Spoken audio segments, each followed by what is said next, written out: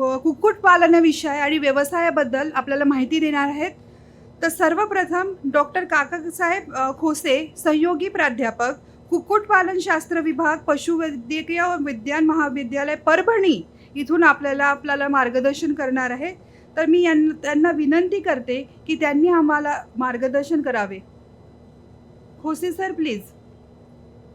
सर्वप्रथम या ठिकाणी उपस्थित असलेले सर्व शेतकरी बंधू आणि भगिनींनी, या ठिकाणी मी आपणा सर्वांचे स्वागत करतो. मी आपणास थोडक्यात माझा परिचय करून देऊ इच्छितो. माझं नाव डॉक्टर खोसे. माझं ग्रॅज्युएशन हे परभणी वेटरनरी कॉलेजहून झालं. त्यानंतर पोस्ट ग्रॅज्युएशन हे मुंबई वेटरनरी कॉलेज मुंबई या ठिकाणी कुक्कुटपालनशास्त्र विभागामध्ये कंप्लीट केलं. आणि त्यानंतर मी 2002ला व्यंकटेश्वर हॅचरीज प्रायव्हेट लिमिटेड, पुण्याची जी आशिया खंडातली सगळ्यात मोठी कंपनी आहे, या ठिकाणी रुजू झालो. आणि 2002 ते 2009 या कालावधीत मी पुणे या ठिकाणी असिस्टंट जनरल मॅनेजर म्हणून काम पाहिलं. त्यावेळेस माझ्याकडं पूर्ण महाराष्ट्र, गोवा, साऊथ गुजरात हा एरिया माझ्यासाठी टेक्निकल म्हणून मी काम पाहत होतो. या एरियामधले ज्यांचे 50,000 किंवा 1,00,000 2,00,000 कॅपॅसिटी असे फार्म आहेत, त्यांच्यासाठी मी टेक्निकल सर्व्हिसेस प्रोव्हाइड करायचो. आणि त्यानंतर 2009ला मी सहाय्यक प्राध्यापक म्हणून कुक्कुटपालनशास्त्र विभाग, पशुवैद्यक व पशुविज्ञान महाविद्यालय, परभणी या ठिकाणी जॉईन झालो. आणि त्यानंतर माझं PhD हे post graduate institute of veterinary and animal sciences Akola या ठिकाणी पूर्ण केलं. आणि आत्ता मी सहयोगी प्राध्यापक, कुक्कुटपालनशास्त्र विभाग, पशुवैद्यक व पशुविज्ञान महाविद्यालय, परभणी या ठिकाणी कार्यरत आहे. आज मी आपणास विदर्भातील कुक्कुटपालन, तसं पाहिलं तर विदर्भातील किंवा महाराष्ट्रातील किंवा कुठल्याही राज्यातील कुक्कुटपालन हे सगळं सारखंच असतं. परंतु काही गोष्टी अशा असतात, जसं आपण पाहतो की विदर्भातलं तापमान हा थोडा बदल आहे, इतर राज्याच्या तुलनेत असेल किंवा इतर एरियाच्या बाबतीत तुलनेमध्ये थोडा फरक आहे. तर अशा ठिकाणी कुक्कुटपालन करत असताना आपण काय काळजी घेणं आवश्यक आहे, आपण कुठल्या प्रकारचं कुक्कुटपालन करायचं आहे, आपण कशा पद्धतीनं करायचं आहे आणि त्यासाठी काय काय लागतं आहे, या बाबतीत आपण माहिती घेणार आहोत. आपण जर पाहिलं तर कुक्कुटपालन हा व्यवसाय पूर्वी एक शेतीला पूरक व्यवसाय म्हणून केला जात असे. परंतु आपण आज पाहत आहोत की कुक्कुटपालन हा व्यवसाय एक व्यावसायिक दृष्टिकोनातून पाहिला जातो आणि तो एक स्वतंत्र व्यवसाय म्हणून केला जातो. आज आपण पाहतो की खूप मोठ्या प्रमाणात कुक्कुटपालनाचं फार्मिंग महाराष्ट्रामध्ये होत आहे. आणि ह्याचं मुख्य कारण म्हणजे आपण जर पाहिली तर इतर व्यवसायाच्या तुलनेत कुक्कुटपालन व्यवसाय हा प्रत्येक वर्षी वाढत चाललेला आहे. म्हणजे कुठल्याही वर्षी हा व्यवसाय खाली आलेला नाही, प्रत्येक वर्षामध्ये ह्या व्यवसायाची वाढ होत आहे. अगोदर आपण भारतातील कुक्कुटपालन जर पाहिलं तर यामध्ये जगामध्ये भारताचा हा अंडी उत्पादनात 3रा क्रमांक लागतो. आणि ब्रॉयलर पोल्ट्री फार्मिंग, ब्रॉयलर म्हणजे मांस कोंबड्याचं जे पालन केलं जातं, त्याच्यामध्ये भारताचा हा 5वा क्रमांक लागतो. एकूण जर उत्पादन जर आपण पाहिलं तर जवळपास 5 मिलियन टन एवढं उत्पादन हे भारतामध्ये ब्रॉयलर कोंबड्यांचं होतं. आणि अंडी उत्पादन जर पाहिलं तर साधारणतः 119 बिलियन अंडी ही वर्षाला भारतामध्ये उत्पादित होतात. जे ICMR आहे, institute of council medical research, यांना असं सांगितलं आहे की प्रत्येक माणसानं एका वर्षाला 11 किलो मांस खाणं गरजेचं आहे. आणि त्याचबरोबर एका वर्षाला 180 अंडी खाणं गरजेचं आहे. तर त्याची तब्येत व्यवस्थित राहू शकते, निरोगी राहू शकते. फक्त अंडी आणि मांसच खा म्हणून नाही सांगितलं त्यांना. त्याचबरोबर दूध किती घ्यायला पाहिजे, त्याचबरोबर तुम्ही दररोजचं जेवण आहे त्याच्यातून कुठले न्यूट्रिएंट घ्यायला पाहिजेत, ह्याच्या रिकमेंडेशनच्या बेसिस एका माणसानं एका वर्षाला 180 अंडी आणि जवळपास 11 किलो मांस खाणं गरजेचं आहे. आपण सध्याची लोकसंख्या आणि कुक्कुटपालन उत्पादन जर पाहिलं तर एका माणसाला एका वर्षाला 3.2 किलो मांस फक्त उपलब्ध आहे. म्हणजे 3.2 किलो मांस फक्त एका माणसाला मिळू शकतं. पण ICMR असं सांगतं आहे की 11 किलो मांस खा. आणि तेच अंडी उत्पादनात जर पाहिलं आपण 180 अंडी खा म्हणतात, परंतु आपलं उत्पादन जर पाहिलं तर त्याच्यामध्ये फक्त 101 अंडी एका माणसाला मिळू शकतात. म्हणजे मला हे तुम्हाला ह्याच्यासाठी सांगायचं आहे की जे आपलं भारतातलं उत्पादन आहे आणि जे ICMRचं रिकमेंडेशन आहे याच्यामध्ये खूप तफावत आहे. म्हणजे जर आपण ICMRच्या रिकमेंडेशनला जर आपल्याला पोहोचायचं असेल तर आपल्याला कमीत कमी 20 ते 30 वर्ष लागतील. म्हणजे 20 ते 30 वर्षांनं आपलं प्रोडक्शन तेवढं येईल आणि त्यावेळेस आपल्याला 180 अंडी आणि 11 किलो मांस मिळू शकतं. जर आपण पाहिलं तर याचा ग्रोथ रेट जर पाहिला तर ब्रॉयलर कुक्कुटपालन हे साधारणतः वर्षाला 10 ते 12% वाढत आहे आणि अंडी उत्पादन हे वर्षाला 6 ते 8% वाढत आहे. म्हणजे आपण ICMRच्या रिकमेंडेशनला हा ग्रोथ रेट जर पाहिला तर आपण ICMRच्या रिकमेंडेशनला 20 ते 30 वर्षांनी पोहोचू शकू. त्यावेळेस आपल्याला 180 अंडी आणि 11 किलो मांस मिळू शकतं. कुक्कुटपालन व्यवसाय याचा टर्नओव्हर जर आपण पाहिला तर 2,04,900 करोडचा टर्नओव्हर हा कुक्कुटपालन व्यवसायामध्ये होतो. आणि याचं एक्सपोर्ट जर पाहिलं तर 1,081 करोडचं एक्सपोर्ट हे कुक्कुटपालनामधून इतर देशामध्ये केलं जातं. एकूण कुक्कुटपालन हा व्यवसाय 6 मिलियन लोकांना नोकरी देत आहे. सध्या 6 मिलियन लोक या कुक्कुटपालन व्यवसायामध्ये काम करत आहोत. आपण जर पाहिलं तर जगामध्ये सगळ्यात जास्त अंडी उत्पादन करणारे देश जर पाहिलं तर चायना 1 नंबरला येतो, त्यानंतर इंडोनेशिया येतो आणि त्यानंतर 3 नंबरला भारताचा क्रमांक लागतो. त्यानंतर United state, Brazil, Mexico, Russia हे इतर देश येतात. म्हणजे आपण जगामध्ये अंडी उत्पादनात 3ऱ्या क्रमांकावर आहोत. हेच जर आपण मांस उत्पादनात पाहिलं तर आपण 5व्या क्रमांकावर आहोत. म्हणजे पहिल्या क्रमांकाला United state of America, Brazil, China, European union आणि नंतर भारताचा 5व्या नंबरला हा क्रमांक लागतो. तुम्ही जर पाहिलं तर चायनाची लोकसंख्या आपल्या एवढीच आहे जवळपास, परंतु त्यांचं उत्पादन जर पाहिलं तर 14,900 मिलियन टन एवढं उत्पादन हे चायनामध्ये होतं. म्हणजे आपल्या उत्पादनाला, आपल्या पोल्ट्री फार्मिंगला आणखी खूप वाव आहे ह्याच्यामधून हे दिसून येतं. आपण ग्रोथ रेट जर पाहिला तर मांस उत्पादनात हा 2011-12 ते 2017-18 किंवा 21-22 पर्यंतचा ग्रोथ रेट जर पाहिला तर प्रत्येक वर्षी हे मांस उत्पादन वाढत चालले. कुठेही डाऊनफॉल तुम्हाला दिसत नाही. असा कुठलाच व्यवसाय नाही की तो प्रत्येक वर्षाला वाढतोय. मग त्याच्यामध्ये दूध उत्पादन असेल, गोट फार्मिंग असेल किंवा इतर व्यवसाय जर पाहिलं तर त्याचं कमी जास्त प्रत्येक वर्षाला कमी जास्त होत राहतो. परंतु कुक्कुटपालन व्यवसाय हा प्रत्येक वर्षाला काही ना काही टक्क्यानं वाढत चाललेला आहे. हाच ट्रेंड आपण अंडी उत्पादनातही बघू शकतो. जर 2011-12 पासून 18-19 पर्यंत जर पाहिलं तर अंड्याचं उत्पादन हे प्रत्येक वर्षी वाढत चाललेलं आहे. बरेच लोक जर तुम्ही कुक्कुटपालन शेतकऱ्याला जर भेटले आणि जर तुम्ही म्हणले त्याला की मला कुक्कुटपालन व्यवसाय सुरू करायचा आहे तर तुम्हाला कधीच म्हणणार नाही की सुरू करा. नाही, काही खरं नाही, असं आहे तसं आहे. आणि 2 वर्षांनी त्याच शेतकऱ्याकडे जर तुम्ही गेलात तर त्याची 50,000ची कॅपॅसिटी 1,00,000 झालेली दिसते. जर हा व्यवसाय खराब असेल तर तो कॅपॅसिटी का वाढवतोय? परंतु याच्यामध्ये फ्रस्ट्रेशन असं येतं की ह्याच्यामध्ये रेट फ्लक्च्युएशन सारखा असतो. त्याच्यामुळे शेतकऱ्याला वाटतं की नको, आपण एक कायमचा प्रॉफिट देणारा व्यवसाय करावा. याच्यामध्ये सारखं कमी जास्त रेट कमी जास्त वाढत राहतात. परंतु वर्षाचा जर आपण प्रॉफिट पाहिला तर नक्कीच तुम्हाला वर्षाला काही ना काही रुपये याच्यामधून तुम्हाला मिळत असतात. आता आपण एकूण मांस उत्पादन जर पाहिलं मग त्याच्यामध्ये पिगरी असेल, शिपगोट असेल, याचं मांस उत्पादन समजा 100% मांस उत्पादनामध्ये कुक्कुटपालनाचा हा 50%चा वाटा आहे. जे भारतामध्ये मांस उत्पादन खाल्लं जातं त्याच्यामध्ये एकूण 50% हे पोल्ट्रीचं कॉन्ट्रीब्युशन आहे. म्हणजे पोल्ट्री मांस पुरवतं त्याच्यामध्ये. आता आपण पोल्ट्रीकडे जाऊ. हा जो व्यवसाय आहे तो वाढत का चालला, ह्याची कारणं काय आहेत? म्हणजे याच्यामध्ये डाऊनफॉल येत नाही आहे किंवा याच्यामध्ये लॉस होत नाही आहे, याची कारणं काय आहेत हे जर आपण पाहिलं तर भारतामध्ये सगळ्यात चांगलं ब्रीड जे अंडी उत्पादनासाठी आणि मांस उत्पादनासाठी लागतं ते एकदम चांगलं ब्रीड भारतामध्ये उपलब्ध आहेत.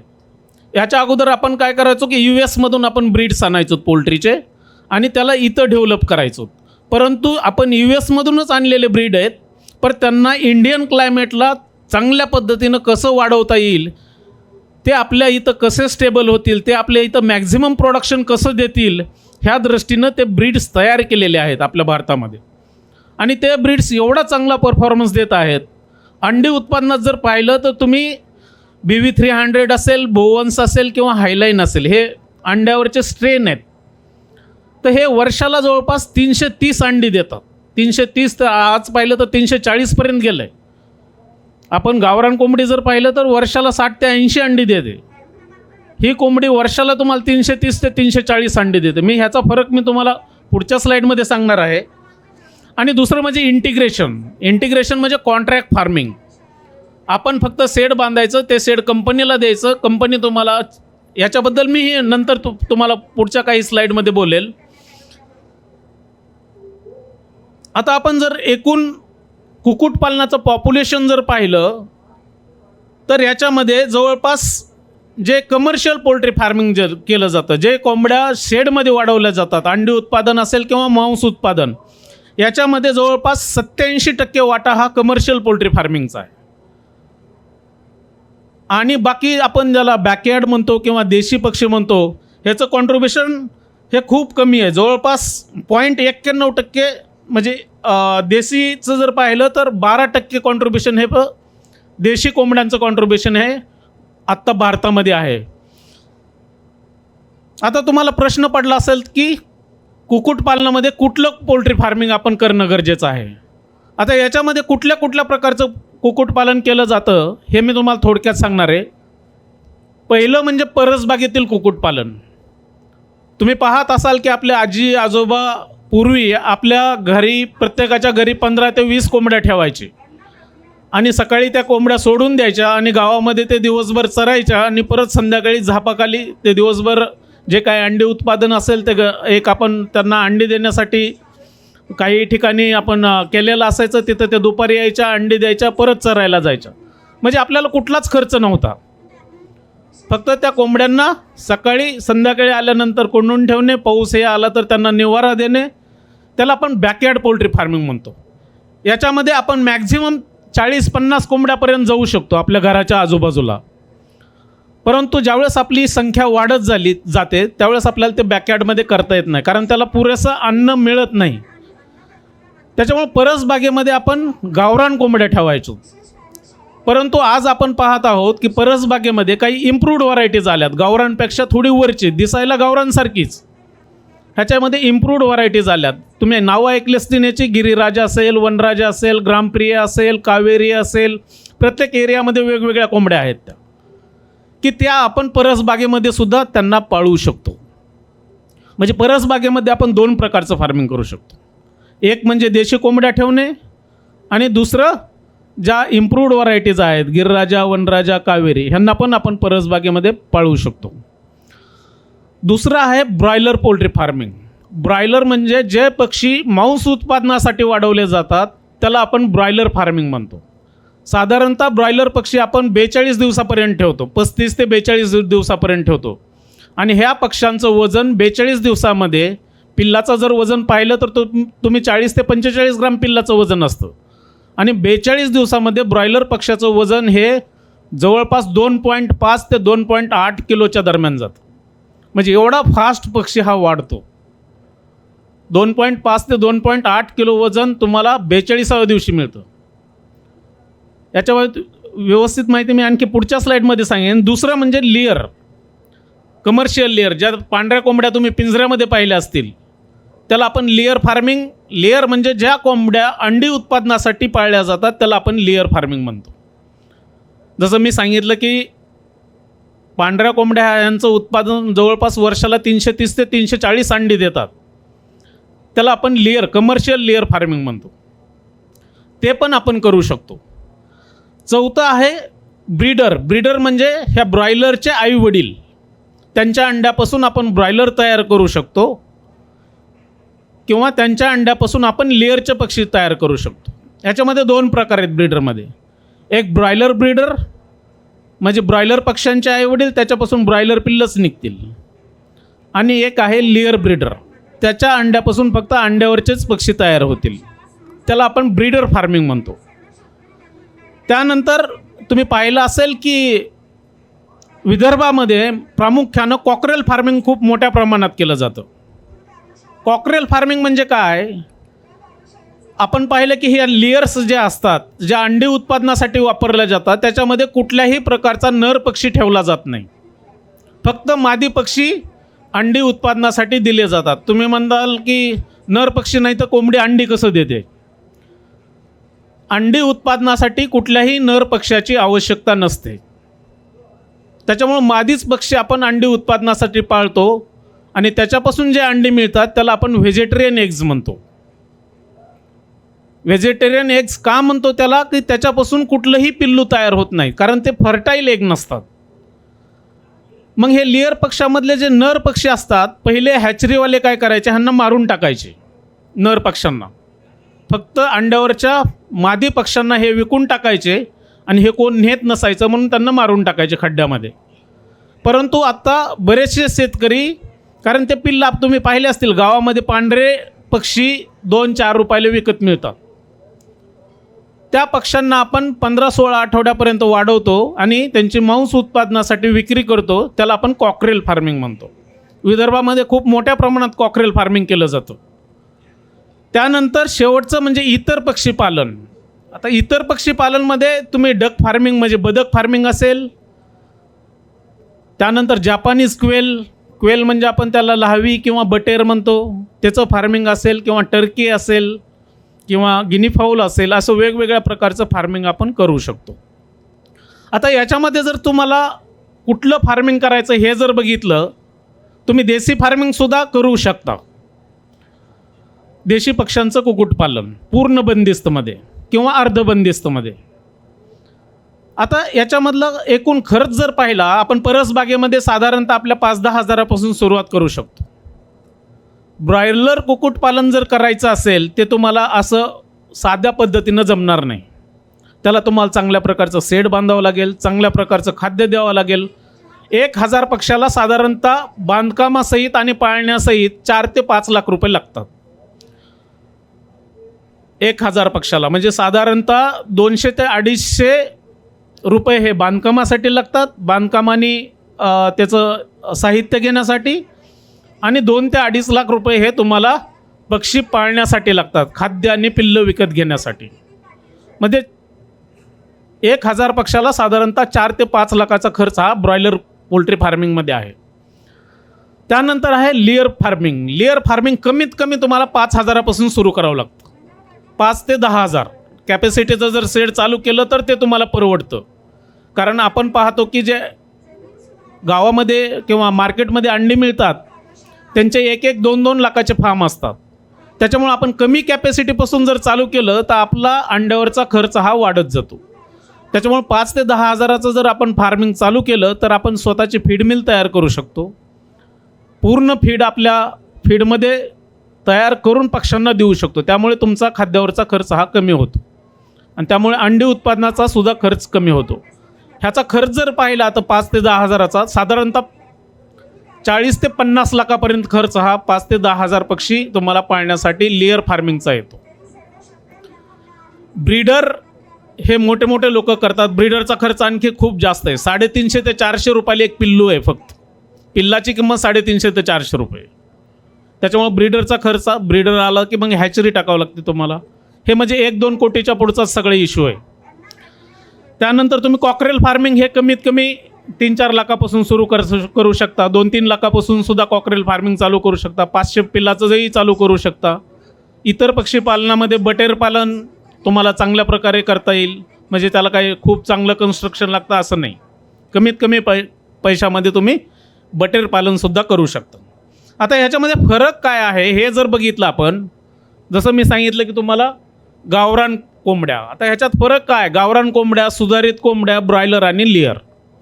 याच्यामधला फरक जर बघितला तर आपण कशासाठी पाळतो? गावरान कोंबड्या ह्या अंडी आणि मांस उत्पादनासाठी दोन्हीसाठीही पाळतो. तेच आपण सुधारित जातीच्या कोंबड्या पाहिल्या तर त्यासुद्धा आपण सुधारित जातीच्या म्हणजे कोणत्या? गिरिराजा, वनराजा, ग्रामप्रिया, कृषी ब्रो, कावेरी ह्या सुधारित जातीच्या कोंबड्या. ह्यांनासुद्धा आपण अंडी आणि मांस उत्पादनासाठी पाळतो. त्यानंतर आहे ब्रॉयलर जे की मांस उत्पादनासाठी, आणि दुसरं आहे लेअर जे की अंडी उत्पादनासाठी. आता ह्याच्यामध्ये फरक काय आहे, गावरान कोंबड्यात फरक काय आहे, सुधारित जातीच्यात काय आहे, ब्रॉयलरमध्ये काय आहे आणि लेअरमध्ये काय आहे, हे जर आपण पाहिलं तर अंडी उत्पादन कोंबड्या ह्या अंडी द्यायला चालू करतात. त्यात सुधारित जातीच्या कोंबड्या पाहिलं म्हणजे गिरिराजा, वनराजा, ग्रामप्रिया ह्या 22 आठवड्यापासून अंडी द्यायला चालू करतात.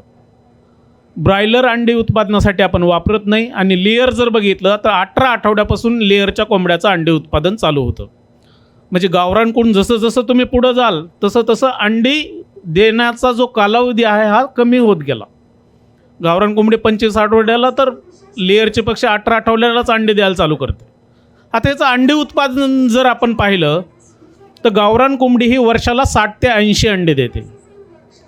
सुधारित जातीची कोंबडी ही वर्षाला 160 ते 180 अंडे देते किंवा 200पर्यंत ही जाते. ब्रॉयलर कोंबड्या अंडा देत नाहीत. लेअर कोंबड्या ह्या वर्षाला 330 अंडे देतात. म्हणजे अंडी उत्पादन कसं वाढत गेलं. आता हा अंडे उत्पादन का वाढलं, आपण म्हणायचो की गावरान कोंबडी खुडूक झाली. खूड झाली म्हणजे काय, त्याचं अंडे उत्पादन थांबलं.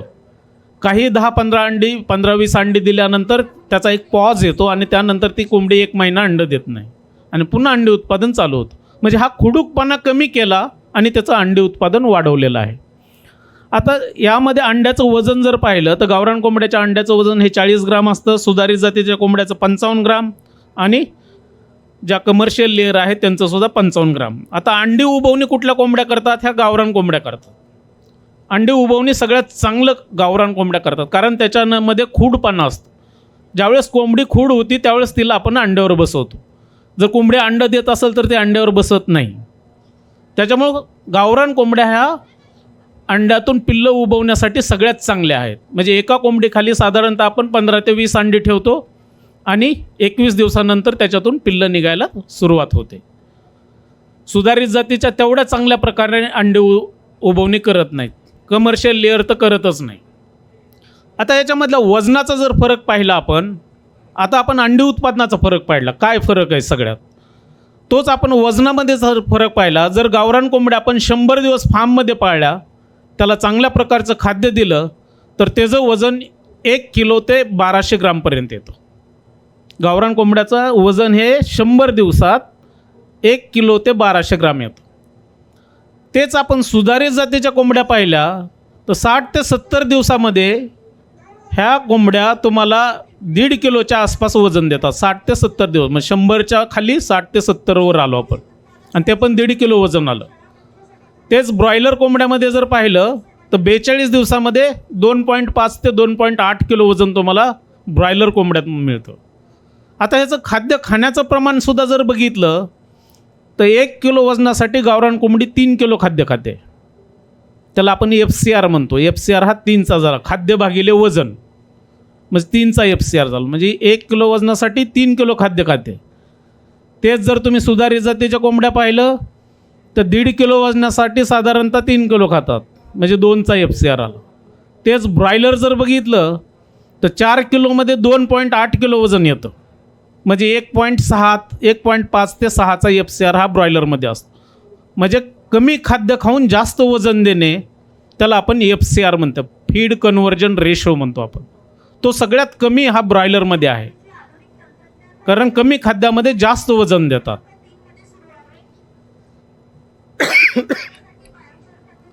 आता आपण पाहिलं की कशा पद्धतीनं कुक्कुटपालन करायचं. जर आपल्याला सुरुवात करायची असेल तर त्याला कुक्कुटपालनाच्या पद्धती कुठल्यात. एक म्हणजे मुक्त संचार पद्धत. मुक्त संचार म्हणजे काय, कोंबड्या 15-20 कोंबड्या आणणे, आपल्या घरी ठेवणे झापाखाली किंवा त्याला एखादा छोटासा गोटा किंवा शेड करणे, त्याच्यामध्ये त्या कोंबड्या ठेवणे, संध्याकाळी सकाळी त्यांना सोडून देणे. ते बाहेरचं इकडचं तिकडचं खातात, आपल्या घरातलं जे काही वेस्ट आहे ते त्यांना आपण टाकतो, त्याला आपण मुक्त संचार पद्धत म्हणतो. परंतु याच्यामध्ये फक्त आपण 50 कोंबड्याच पाळू शकतो मुक्त संचारमध्ये. आणि जर तुम्हाला शेतात पाळायचं असतील तर 250 कोंबड्याला 1 हेक्टर एरिया लागतं, म्हणजे 2.5 एकर एरिया लागतो जर त्याला खाद्य द्यायचं नसेल तर. त्याच्यामुळं मुक्त संचारमध्ये आपण 40-50 कोंबड्या पाळू शकतो. तुम्ही दुसरं म्हणजे अर्धबंदिस्त करू शकता. अर्धबंदिस्त म्हणजे त्या कोंबड्यांना एक छोटंसं शेड करायचं, बाजूनं कंपाऊंड फेन्सिंग मारायचं. अर्धं खाद्य, समजा 100 ग्राम जर कोंबडी खाद्य खात असेल तर त्यातलं 50 ग्राम शेडमध्ये द्यायचं, चांगल्या प्रकारचं खाद्य द्यायचं. आणि 50% खाद्य हे आपल्या घरचं जे काही वेस्ट आहे, बाजारातलं वेस्ट आहे, भाजीपाला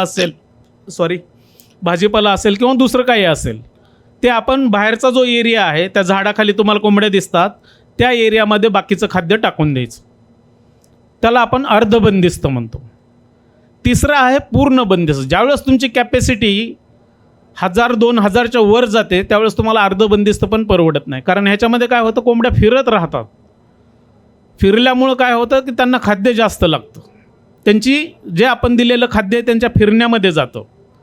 त्याच्यामुळं आपल्याला ज्यावेळेस आपण 1000-2000ची कॅपॅसिटी ओलांडतो त्यावेळेस आपण पूर्ण बंदिस्त केलेलंच कधीही चांगलं असतं. कारण तुमचे डिसीज प्रॉब्लेम कमी होतात, डिसीज स्प्रेड होत नाही आहेत. त्याच्यामुळे तुम्ही पूर्ण बंदिस्त कुक्कुटपालन हे गावरान किंवा ब्रॉयलरमध्ये करू शकता, किंवा कॉकरेल असेल, पूर्ण बंदिस्तमध्ये तुम्ही जाऊ शकता. जसं मी म्हणलं की सुधारित जातीच्या कोंबड्या ज्या आहेत त्याच्यामध्ये वेगवेगळ्या आहेत. वेगवेगळ्या इन्स्टिट्यूटनं, वेगवेगळ्या कॉलेजनं वेगवेगळ्या कोंबड्या तयार केल्या आहेत. अंडी उत्पादनासाठी वेगळ्या केल्या आहेत, मांस उत्पादनासाठी. जसं की गिरीराजा आणि गिरीराणी. गिरीराजा हे मांस उत्पादनासाठी आणि गिरीराणी हे अंडी उत्पादनासाठी वापरले जाते.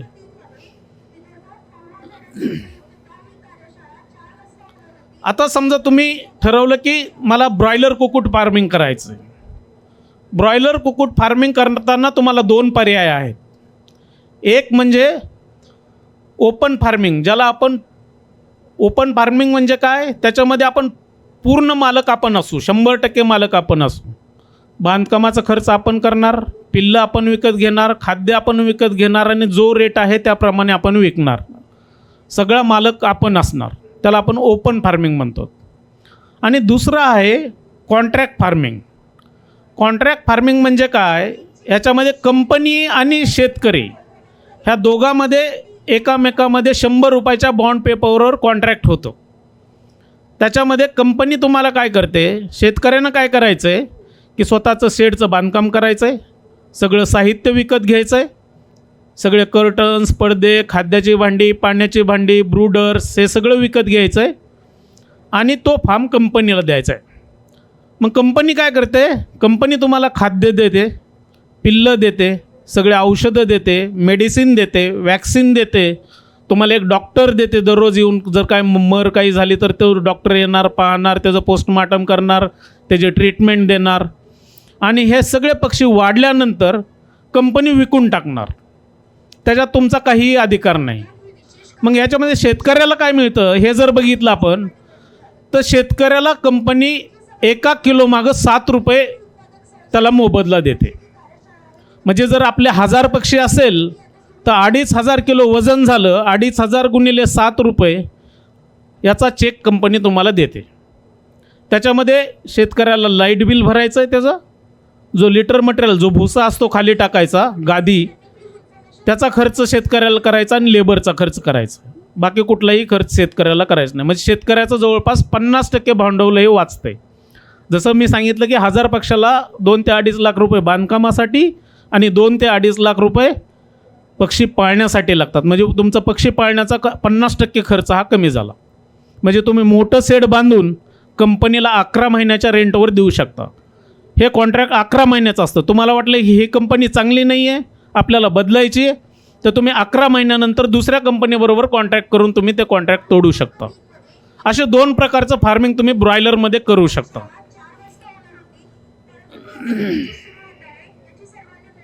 आता कोंबड्याचं व्यवस्थापन जर पाहिलं, मग ते गावरान कोंबड्या असतील किंवा ब्रॉयलरच्या कोंबड्या असतील, व्यवस्थापन करताना सगळ्यात पहिलं महत्त्वाचं म्हणजे बांधकाम. मग तुम्हाला ब्रॉयलर कोंबड्या करायच्या असतील, कॉकरेल करायचं असतील किंवा गावरान करायचे असतील, बांधकाम, शेडचं बांधकाम हे कसं करायचं.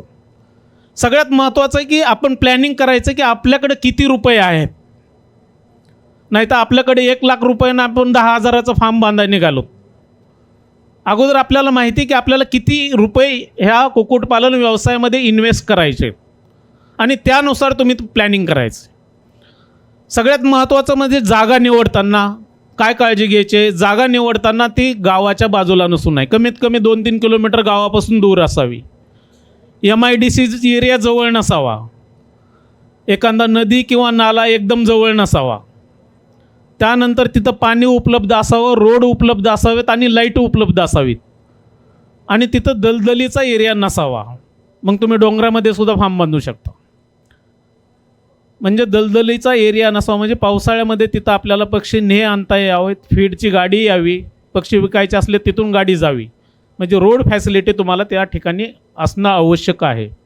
अशा पद्धतीनं आपण जागा निवडायची. आणि बांधकाम करतावेळी आपण काय काय काळजी घ्यायची आहे.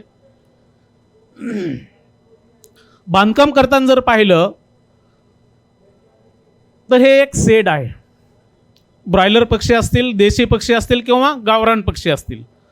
आता शेड कसं बांधायचं, जर समजा 1000 पक्षाचं जर तुम्हाला शेड बांधायचं असेल तर काय काळजी घ्यायची. शेडची लांबी ही पूर्व पश्चिम असावी. म्हणजे ही जी लांबी आहे ही पूर्व पश्चिम लांबी असणं गरजेचं आहे. जिकडून सूर्य उगवतो आणि जिकडं मावळतो तशी लांबी असावी. म्हणजे सूर्याचा प्रकाश मध्ये येणार नाही, उन्हापासून पक्ष्यांना त्रास होणार नाही, हे लक्षात ठेवायचं. आता शेडची लांबी जर आपण पूर्व पश्चिम घेतली तर शेडची लांबी आणि रुंदी किती घ्यायची, कमीत कमी 18 फूट रुंदी घ्यायची, कमीत कमी. आणि जास्तीत जास्त जर खूप मोठं शेड बांधायचं असेल तर 33 फुटापर्यंत आपण रुंदीला जाऊ शकतो. म्हणजे 18 ते 33 फूट ही रुंदी घ्यायची आहे. साधारणतः जर तुम्हाला 1000 पक्षाचं बांधकाम करायचं असेल तर 25 फूट रुंदी आणि 40 फूट लांबी, 25 चौक 100. एका पक्षाला 1 चौरस फूट जागा लागते. एका पक्षाला 1 चौरस फूट जागा लागते. म्हणजे 1000 पक्षाला 1000 चौरस फूट ही जागा लागते. त्याच्यामुळे शेडची लांबी ही 25/40 जर घेतली, 25 गुणिले 40 1000 चौरस फूट झालं. आणि त्या 1000 चौरस फुटामध्ये 1000 पक्षी आपल्याला बसू शकतात. त्यानंतर शेडचं बांधकाम करतेवेळी पाया हा जमिनीपासून 2 फूट उंचीवर घ्यायचा आहे. हा खालचा जो पाया आहे तो जमिनीपासून 2 फूट उंच याच्यासाठी घ्यायचा आहे की पावसाळ्यामध्ये बाहेरचं पाणी मध्ये पाझरू नये, उंदरामध्ये येऊ नयेत, सरपटणारे प्राणीमध्ये येऊ नयेत, याच्यासाठी पाया हा 2 फूट उंच घ्यायचा आहे. पाया भरतावेळी त्याच्यामध्ये काही काचा फोडून टाकायच्या आहेत. काचाच्या बाटल्या ज्या असतात ना त्या पायामध्ये फोडायच्या आणि सगळीकडं टाकायच्या. म्हणजे त्याला रॅट प्रूफिंग म्हणतो आपण. म्हणजे पक्षी किंवा घुसी हे मधून होल करून वरती येणार नाहीत. त्याला रॅट प्रूफिंग करण्यासाठी आपण काचामध्ये टाकू शकतो. 2 फूट उंच घेतल्यानंतर 1 फुटाची भिंत ही लांबीच्या साईडनं बांधायची आहे. ही जी भिंत आहे ही 1 फुटाची भिंत लांबीच्या साईडनं फक्त 1 फुटाची भिंत घ्यायची आहे, जास्त नाही घ्यायची. मध्ये कोबा करायचा आहे. कोबा केल्यानंतर बाजूची भिंत ही 1 फुटाची घ्यायची आहे आणि 6 ते 7 फुटाची ही जाळी तुम्हाला लावायची आहे. ही जी जाळी आहे ही 6 ते 7 फुटाची. 7 फूट जर जाळी असेल तर बाजूची उंची किती झाली, 8 फूट. 8 फूट जर झाली तर मधली उंची ही 12 ते 13 फूट जाते. ही सेंट्रल ही 12 ते 13 फुटापर्यंत जाते. आणि बाजूला जे आपण पत्रे सोडतोय हे 2 ते 3 फुटाचे पत्रे सोडायचे. हे 3 फुटाचे पत्रे बाजूला सोडायचे जेणेकरून पावसाचं पाणी मध्ये येणार नाही किंवा उन्हाचा त्रास पक्ष्यांना होणार नाही. 7 फुटाचे म्हणजे 3 फुटाचे हे पत्रे बाजूला ठेवायचे. 6 ते 7 फुटाची जाळी बांधायची आहे आणि 1 फुटाची भिंत. अशी 8 फुटाची उंची ही साईडची असेल. आता याच्यामध्ये तुम्हाला एक दिसेल की आपण प्लिंथ बांधलेली, म्हणजे सिमेंट कॉन्क्रीटचं हे कन्स्ट्रक्शन केलेलं आहे. हे नाही केलं तरी चालेल. हे आपण रॅट प्रूफिंगसाठी करतो किंवा जर कोण लोक फार्म बघायला आले तर त्याला मध्ये सोडत नाही, बाहेरूनच दाखवून त्यांना परत पाठवतो. आता हा फार्म आपल्या कॉलेजचा आहे त्याच्यामुळं आमच्याकडे व्हिजिटर्स येतात, बरेच लोक बघायला येतात. तर त्यांना आम्ही शेडमध्ये सोडत नाही, बाहेरूनच त्यांना सगळं दाखवतो आणि त्यांना परत पाठवतो. जेणेकरून बाहेरचं इन्फेक्शन हे पक्ष्यांना होणार नाही. ह्याच्यासाठी आपण हे बायोसिक्युरिटीची काळजी घेतो. ही जी प्लिंथ आहे सिमेंटची ही तुम्ही नाही बांधली तरी चालेल, कारण ह्याचा खर्च हा खूप जास्त आहे. साधारणतः असं हे डीप लिटर हाऊसिंग सिस्टीम म्हणतो, याला आपण गादी पद्धत म्हणतो. साधारणतः ह्याचा खर्च 200 ते 250 रुपये चौरस फूट हा एवढा जातो. म्हणजे एका चौरस फुटाला 200 ते 250 रुपये हा खर्च बांधकामाचा जातो. म्हणजे एका चौरस फुटाला 200 ते 250 म्हणल्यावर 1000 पक्षाला 2 लाख ते 2.5 लाख रुपये हे आपल्याला बांधकामासाठी लागतात. आता आपल्याला साहित्य काय काय लागतं कुक्कुटपालन करत असताना? ब्रॉयलर असेल, गावरान असेल किंवा कॉकरेल असेल, याच्या बाबतीत मी तुम्हाला बोलतोय सध्या. साहित्यामध्ये जर बघितलं तर पहिल्यांदा आपल्याला चिकगाठ दिसतील. ह्या चिकगाठमध्ये आपण ज्यावेळेस लहान पिल्ले येतात त्यावेळेस आपण ह्यांना ते इकडं तिकडं जाऊ नयेत, त्यांना तापमान व्यवस्थित देता यावं ह्यासाठी आपण हे चिकगाठ वापरतो. लहान पिल्लं आले की त्यांना आपण ते चिकगाठ लावतो. बराच वेळेस आपण पाहतो की लहान पिल्लं इकडं तिकडं पळत असतात नुसते. आपल्याला पक्षी कशाला वाढवायचे आहेत? मांस उत्पादनाला. आपल्याला त्याचा व्यायाम करून घ्यायचा आहे का? नाही. मग पक्षाला आपल्याला हे सांगायचं आहे, बाबा इथंच खा, इथंच बस आणि इथंच वजन दे. इकडं तिकडं जर पळाला तर त्याचे जे खाल्लेलं खाद्य ते त्या पळण्यामध्ये जातं. त्याच्यामुळं आपल्याला त्याच्याकडून व्यायाम नाही करून घ्यायचा. तुला सगळ्या ठिकाणी जागेवर मिळेल, तू फक्त आम्हाला वजन दे. त्याच्यामुळं हे आपण चिकगाठ इथं लावतो. त्यांना तापमान व्यवस्थित मिळावं, त्यांचं ब्रूडिंग व्यवस्थित. लहान पिल्लांना आपण बाहेरून ऊर्जा देतो, उष्णता देतो. म्हणजे लाईटचे बल्ब असतील, हीटर असतील किंवा गॅस ब्रूडर असतील. कारण त्यांना स्वतःची ऊर्जा तयार करता येत नाही. म्हणून आपण सुरुवातीला 2 ते 3, हिवाळ्याचे दिवस असतील तर 3 आठवडे, उन्हाळ्यामध्ये 1 ते 2. उन्हाळ्यामध्ये तसे ब्रूडिंग करायची गरज नाही पडत. त्याच्यामुळे चिकगाठ लागतात. त्यानंतर हे कर्टन्स लागतात, पडदे. हे प्लॅस्टिकचे पडदे आहेत. उन्हाळा असेल तर आपल्याला स्प्रिंकलर्स आपण शेडवर लावू शकतो. आता याच्यामध्ये खाद्याची भांडी 2 प्रकारची येतात. एक लहान पिल्लाला जे भांडं येतं साधारणतः 2.5 ते 3 किलोचं असतं, त्याला आपण चिक फीडर म्हणतो. आणि त्यानंतर 10 दिवस झाल्यानंतर, 10 ते 15 दिवस झाल्यानंतर आपण त्यांना जम्बो फीडर लावतो. म्हणजे साधारणतः ह्याची कॅपॅसिटी 8 ते 12 किलो असते. चिक फीडर पहिल्या 10 ते 15 दिवसासाठी, त्यानंतर जम्बो फीडर 15 दिवसाच्या नंतर आपण जम्बो फीडर लावतो. तसंच पाण्याची भांडीसुद्धा आपण 2 प्रकारचे वापरतो. चिक ड्रिंकर, जे लहान पिल्लं असतात त्यांना पाणी पिता यावं म्हणून आपण त्याला चिक ड्रिंकर वापरतो. ह्याच्यामध्ये साधारणतः 2 ते 2.5 लिटर पाणी बसतं. आणि त्यानंतर आपण बेल ड्रिंकर वापरतो. हे ॲटोमॅटिक बेल ड्रिंकर, हे 500 लिटरच्या टाकीला कनेक्ट असतं आणि तुम्हाला पाणी भरायची गरज नाही पडत याच्यात. म्हणजे 15 दिवस आपण चिक ड्रिंकर लावतो आणि 15 दिवसानंतर हे बेल ड्रिंकर ॲटोमॅटिकचे लावून टाकतो. म्हणजे फक्त आपल्याला ती भांडी दररोज धुवायची असतात, पाणी भरायची गरज नाही. कारण हे ॲटोमॅटिक 500 लिटरच्या टाकीला कनेक्ट असतं. तुम्ही पाण्याचं भांडं धुतलं की ॲटोमॅटिक त्याच्यात पाणी पडतं. जेवढं पक्षी पाणी पिईल तेवढंच पाणी त्याच्यामध्ये ॲड होत राहतं. त्याच्यामुळे हे ॲटोमॅटिक बेल ड्रिंकर आपण वापरू शकतो. त्यानंतर ब्रूडर, जी ऊब आपण लहान पक्ष्यांना जी ऊब देतो त्याला आपण ब्रूडिंग म्हणतो. ही ऊब देण्यासाठी आपण वेगवेगळ्या प्रकारचे ब्रूडर्स वापरू शकतो. याच्यामध्ये पहिलं जे आहे हे इलेक्ट्रिक ब्रूडर, साधे. म्हणजे आपण पत्र्याचा साधा झाप केला आणि त्याच्या खाली 4 बल्ब लावले. 4 बल्ब लावले, साधारणतः 100 वॅटचा जर एक बल्ब असेल तर 400 वॅट झालं. म्हणजे एका ब्रूडरच्या खाली तुम्ही 200 पक्षी ठेवू शकता हिवाळ्यामध्ये. एका पक्षाला 2 वॅट हिवाळ्यामध्ये आणि उन्हाळ्यामध्ये एका पक्षाला 1 वॅट. म्हणजे 400 वॅटचे बल्ब आपण 4 बल्ब तिथं लावले तर हिवाळ्यामध्ये आपण 200 पिल्लं त्या ब्रूडरच्या खाली ठेवू शकतो आणि उन्हाळ्यामध्ये त्याच ब्रूडरच्या खाली आपण 400 पिल्लं ठेवू शकतो.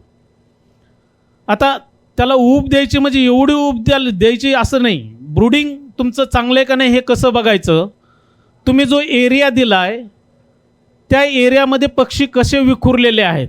समजा तुमचं ब्रूडर चालू आहे आणि ते पक्षी जर ब्रूडरपासून लांब जात असतील तर तुम्हाला हे लक्षात यायला पाहिजे की त्याला आपली उष्णता जास्त होते.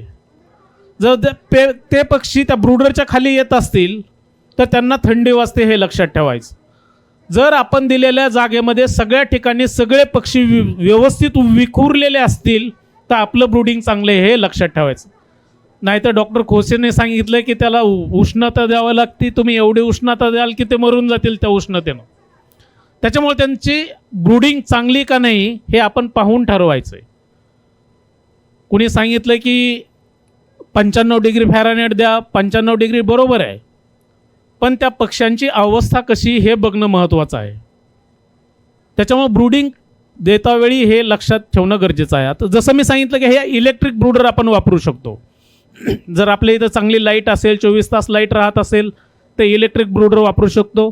त्यानंतर बऱ्याच ठिकाणी लोड शेडिंगचा प्रॉब्लेम असतो उन्हाळ्यामध्ये, हिवाळ्यामध्ये, आणि जास्तीत जास्त त्रास तुम्हाला हिवाळ्यामध्ये होतो ब्रूडिंगचा, कारण थंडी जास्त असते. अशा वेळी ब्रूडिंग करणं गरजेचं असतं. जर ब्रूडिंग चांगलं व्यवस्थित झालं नाही तर पक्ष्यामध्ये मर होते आणि पक्ष्यांची व्यवस्थित वाढ होत नाही. त्याच्यामुळं तुम्हाला गॅस ब्रूडर पण मिळतात. एका गॅस ब्रूडर खाली साधारणतः 1000 ते 1500 पक्षी एका गॅस ब्रूडर खाली बस होतात.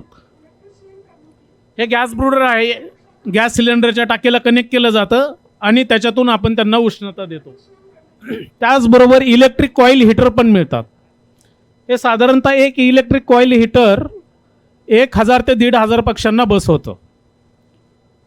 तुम्ही कुठलंही ऑप्शन याच्यामधले निवडू शकता. बरेच जण कोळशाची शेगडीसुद्धा वापरतात, पण बराच वेळेस काय होतं की त्या कोळशाच्या शेगडीनं धुरानं त्या पक्ष्यांना त्रास होतो. त्यानंतर बाकीचे जे इक्विपमेंट्स आहेत, जसं की फ्लेम गन आहे, पक्षी आपलं शेड, पक्षी गेल्यानंतर शेड जाळण्यासाठी आपण याला वापरतो. आपल्या शेडमध्ये कुठलं इन्फेक्शन राहू नये, दुसऱ्या बॅचला त्रास होऊ नये, याच्यासाठी आपण फ्लेम गनचा सुद्धा वापर करतो. पक्षी एका ठिकाणाहून दुसऱ्या ठिकाणी न्यायचे असतील तर आपण हे क्रेट्स वापरतो. त्याचबरोबर कुक्कुटपालनातलं सगळ्यात महत्त्वाचं म्हणजे लसीकरण. कोंबड्याला लसीकरण सगळ्यात महत्त्वाचं आहे. आपल्याला फार्मिंग जर करायचे असेल तर आपण लसीकरण तंतोतंत करणं गरजेचं आहे, नसता फार्मिंगकडं जाऊ नये. बराच वेळेस मी शेतकऱ्यांना नेहमी भेटतो. बरेच शेतकरी मला असे भेटतात की साहेब, मी 5 वर्ष झालं फार्मिंग करतोय, मी आत्तापर्यंत एकसुद्धा लस दिली नाही. म्हणलं तुझ्यावर देवाची कृपा आहे, बरं झालं. पण पुढं जर फार्मिंग चालू ठेवायचं असेल तर तू लस कर. आणि बराच वेळेस असं पाहिलं आहे की ज्यावेळेस आउटब्रेक येतो त्यावेळेस 3 दिवसात त्यांचा फार्म साफ झालेला असतो. ते आपल्याला येऊन नाही सांगत की साहेब माझे 3 दिवसात सगळे पक्षी मेले. ते म्हणते माझं नाव कशाला खराब करायचं. तर असं कधीच करायचं नाही. 3-4च लसी आहेत, तेवढ्याच लसीकरण तुम्हाला करायचं. आणि लस कितीला? 1000 पक्ष्याची लस 80 रुपयाला आहे. म्हणजे खर्च काहीच नाही आहे तुम्हाला लसीकरणाचा. तुम्ही ऐकलं असेल की मानमोडी नावाचा रोग आहे, जो आपल्या गावात पहिला यायचा. आपल्या गावात रोग आला की पक्षी असे रुंगायचे, मान वाकडी करायचे, हिरवी संडास लागायची, आणि एका दिवसात आज ह्या गल्ली संपली की उद्या दुसरी गल्ली संपायची, आणि 5-6 दिवसात पूर्ण गावाचा कोंबड्या जेवढ्या आहेत तेवढ्या सगळ्या संपून जायच्या. त्याला आपण मानमोडी म्हणायचो, राणीखेत डिसीज म्हणतो त्याला.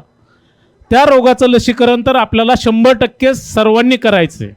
बाकीचा दुसरा रोग जरी आला तरी 100% मॉर्टॅलिटी ही कुक्कुटपालनात होत नाही. त्याच्यामुळे लसीकरणासाठी जे तुम्हाला साहित्य लागतं ते म्हणजे हे ड्रॉपर्स असतात, वरचे थर्माकोलचा बॉक्स आहे, एक फ्रीज आहे, आणि ह्या 2 लसी आहेत.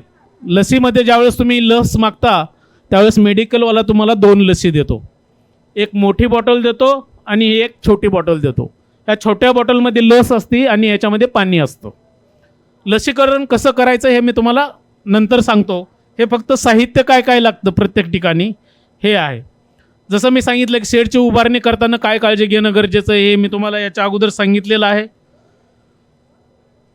बांधकामाच्या बाबतीतही मी तुम्हाला सांगितलं आहे. पक्ष्यांना जागा किती द्यावी.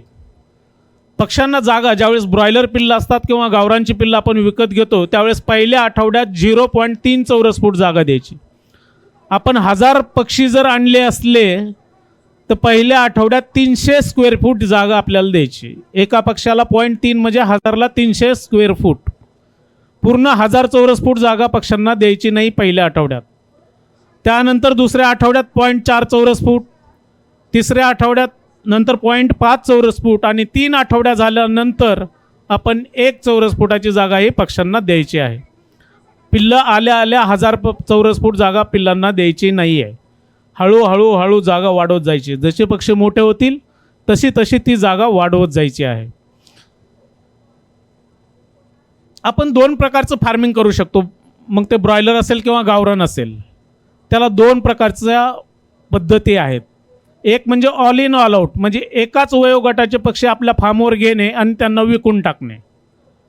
आणि जर तुमचं स्वतःचं चिकन सेंटर असेल, तुम्हाला वाटते की नाही मला अधूनमधून सारखे पक्षी लागतात, तर अनेक वयोगट पद्धत आपण वापरतो. म्हणजे आज 10 दिवसांनी एका शेडमध्ये पक्षी घ्यायचे, पुन्हा 15 दिवसांनी दुसऱ्या शेडमध्ये घ्यायचे, किंवा एकच शेडमध्ये 2 बॅचेस, म्हणजे 2 बॅच आपण वापरू शकतो. असं ऑल इन ऑल आउट एक वयोगट पद्धत आणि अनेक वयोगट पद्धत अशा 2 पद्धती आपण फार्मिंग करताना करू शकतो. हे शेडचे काही स्ट्रक्चर आहेत. मधून आपण कोबा करतो. दोन्ही साईड, दोन्ही भिंती ज्या आहेत ते पूर्ण बंदिस्त असतात.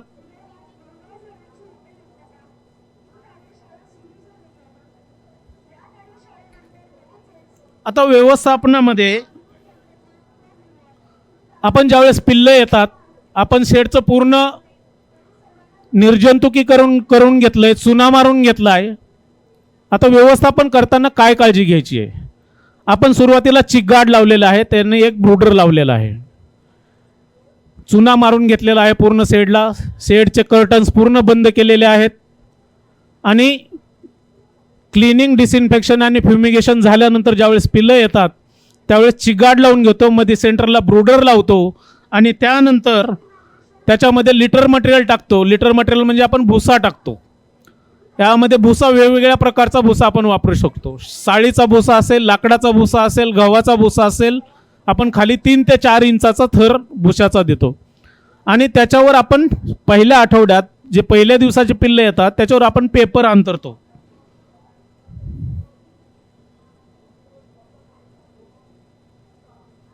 इथं जर पाहिलं तर आपण चिकगार्ड लावलेला आहे, त्याच्यावर भुसा टाकलेला आहे आणि भुस्यावर आपण पेपर हातरलेले आहेत.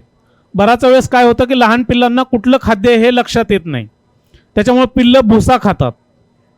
भुसा खाल्ल्यामुळे बराच वेळेस त्यांच्या तो नरड्यात अडकू शकतो. त्याच्यामुळे आपण टाकलेल्या लिटर मटेरियलवर, त्याला आपण लिटर मटेरियल म्हणतो, जो भुसा असतो त्याला आपण लिटर मटेरियल म्हणतो, तो 3 ते 4 इंचाचा भुसा खाली टाकायचा आहे.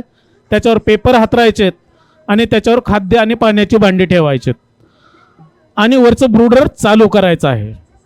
जसं मी सांगितलं की पहिल्या आठवड्यात 95 डिग्री, दुसऱ्या आठवड्यात 90 डिग्री आणि तिसऱ्या आठवड्यात 85 डिग्री. किंवा असं नाही जमलं तर हिवाळ्याचे दिवस असतील तर एका पक्षाला 2 वॅट आणि उन्हाळ्याचे दिवस असतील तर एका पक्षाला 1 वॅट. ह्याप्रमाणे त्यांना तापमान द्यायचं आहे पहिले 2 ते 3 आठवडे. हिवाळ्याचे दिवस असतील तर 3 आठवडे, उन्हाळ्याचे दिवस असतील तर साधारणतः 3-4 दिवस दिलं तरी चालेल. कारण आपल्या इथलं टेम्परेचर हे 45 डिग्री सेंटीग्रेडपर्यंत जातं. त्याच्यामुळे तेवढी थंडी ही उन्हाळ्यामध्ये नसते. त्याच्यामुळे ब्रूडिंगचा कालावधीसुद्धा आपण कमी करू शकतो.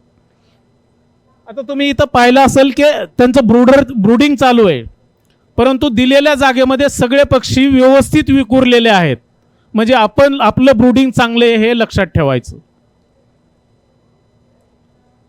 इथं सुद्धा ब्रूडिंग चांगलं दिसतंय तुम्हाला. सगळ्या ठिकाणी सगळे पक्षी सारखे विखुरलेले आहेत, म्हणजे कुठले ब्रूडर खाली जास्त नाही आहेत किंवा ब्रूडरपासून दूर गेलेले नाही आहेत. आता इथं जर पाहिलं, ह्या पिक्चरमध्ये जर तुम्ही पाहिलं तर याच्यामधले जे पिल्लं आहेत ते ब्रूडरपासून दूर चाललेत, म्हणजे आपण दिलेलं तापमान हे जास्त आहे हे लक्षात ठेवायचं. मग अशा वेळी काय करायचं, एखादा बल्ब काढून घ्यायचा किंवा त्या ब्रूडरची उंची वाढवायची. अशा पद्धतीनं आपण ब्रूडिंग करू शकतो. हे ब्रूडिंग जर मोठं शेड असेल 50,000 1 लाख कॅपॅसिटीचं, EC हाऊसिंग सिस्टीम म्हणतो त्याला आपण, एन्व्हायरमेंटल कंट्रोल हाऊसिंग सिस्टीम. त्याच्यामध्ये सगळं ॲटोमॅटिक होतं. फीडिंग ॲटोमॅटिक होतं, वॉटरिंग ॲटोमॅटिक होतं, टेम्परेचर ॲटोमॅटिक कंट्रोल होतं. साधारणतः 20,000चं जर शेड बांधायचं असेल, एका पक्षाला जवळपास 400 ते 500 रुपये खर्च येतो आणि एक शेड कमीत कमी 20,000चं असतं environmental control housing EC housing सिस्टीममध्ये.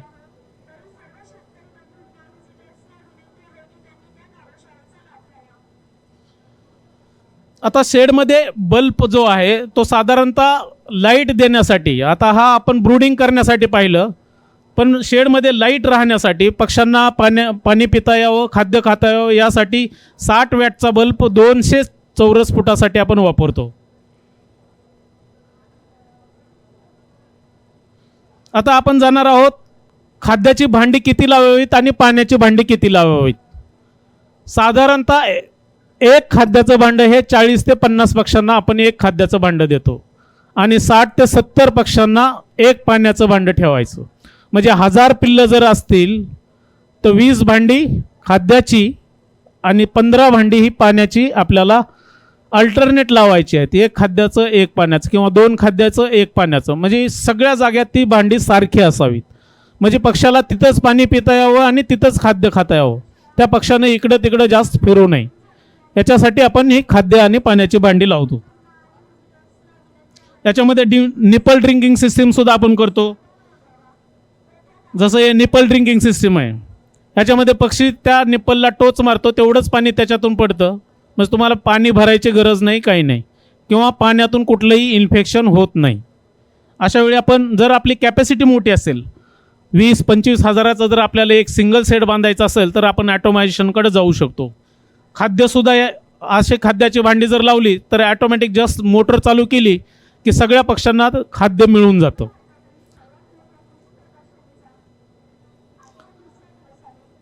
खाद्य हा सगळ्यात महत्त्वाचा घटक आहे कुक्कुटपालनात. खाद्य देतावेळी जवळपास आपल्या उत्पादन खर्चाच्या 70 ते 75% हा खाद्यावर होतो. तुम्हाला मार्केटमध्ये जर पाहिलं तर सगळे रेडी तयार फीड मिळतात. 100% तुम्ही फीड विकत घेऊ शकता. तुम्हाला वाटतं की नाही मला खाद्यावरचा खर्च कमी करायचा आहे, तर तुम्हाला 50% कॉन्सन्ट्रेट मिळतं. म्हणजे 50% त्यांचं खाद्य घ्यायचं आणि 50% आपल्या घरची मका त्याच्यात मिसळायची. त्याच्यामुळं खाद्याची किंमत कमी होऊ शकते. तुम्हाला वाटतं की नाही मला आणखी खाद्य घरी तयार करायचं आहे, तर अशा वेळी 10% किंवा 5% कॉन्सन्ट्रेट मिळतं. त्याच्यामध्ये मका आणि सोयाबीनची पेंड मिसळायची आणि तुम्ही खाद्य घरी बनवू शकता.